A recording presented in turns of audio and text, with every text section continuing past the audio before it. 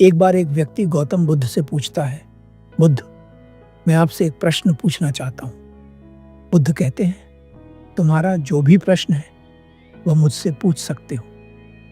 वह व्यक्ति कहता है, बुद्ध, मैं इतना दुखी क्यों हूँ? मैं हर समय परेशान रहता हूँ। मुझे जीवन के अंदर कोई सारी नजर नहीं आता। बुद्ध कहते हैं, पहले तुम मुझे ये बताओ कि दुख है कहाँ? वह व्यक्ति कहता है, मेरे भीतर है बुद्ध। बुद्ध कहते हैं, अच्छा ये बताओ तुम्हारा दुख किसका है? वह व्यक्ति कहता है, मेरा दुख है। बुद्ध मुस्कुराते हुए कहते हैं, और तुम मुझसे पूछ रहे हो कि तुम्हारे दुख का कारण क्या है? वह व्यक्ति थोड़ा चौंकता है। बुद्ध, आप तो अंतर्यामी हैं, आप तो पता कर ही सकते हैं कि मेरे दुख का कारण क्या है। बुद्ध कहते हैं, जब दुख तुम्हारा है तो कारण मैं कैसे बता सकता हूं? तुम किसी और के भरोसे बैठे हुए हो कि वह तुम्हारी समस्या का समाधान कर देगा। तुम्हें लगता है कि मैं बुद्ध हूं, इसलिए तुम्हारे दुख का निवारण कर सकता हूं। बिल्कुल गलत सोच रहे हो तुम।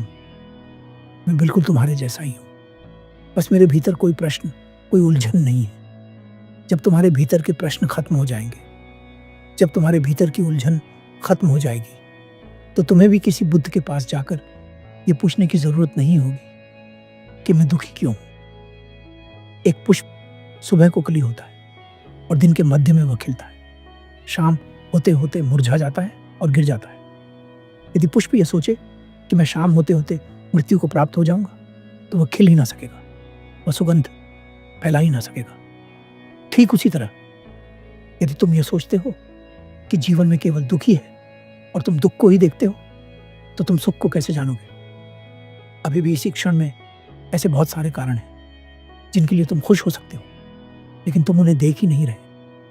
यही तुम्हारे दुख की सबसे बड़ी वजह है। अगर तुम उन कारणों को देख पाओ जिनके कारण तुम अभी हंस सकते हो, जिनके कारण तुम अभी खुश हो सकते हो, तो तुम जीवन को जान पाओगे। अभी तुम जिस भी समस्या में हो, जितने भी दुख में हो, निर्णय तुम्हारे ही हाथ में है। कोई तुम्हारे निर्णय को तुमसे नहीं छीन सकता, कोई तुम्हारी सोच को नहीं बदल सकता, केवल मार्ग बता सकता है। उस पर चलना या ना चलना पूरी तरह से तुम्हारे ही हाथ में है।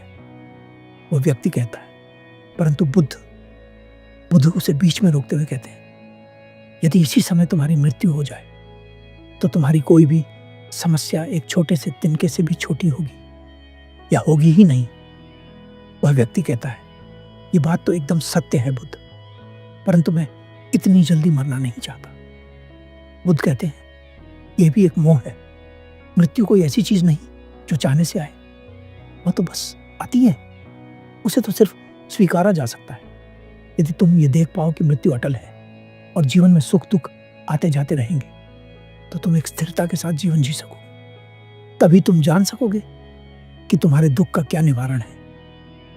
मेरे शब्द केवल दिशा दिखा सकते हैं। यदि तुम ये सोचो कि मेरे शब्दों से ही तुम्हारे दुखों का अंत हो जाएगा, तो ऐसा नहीं हो सकता।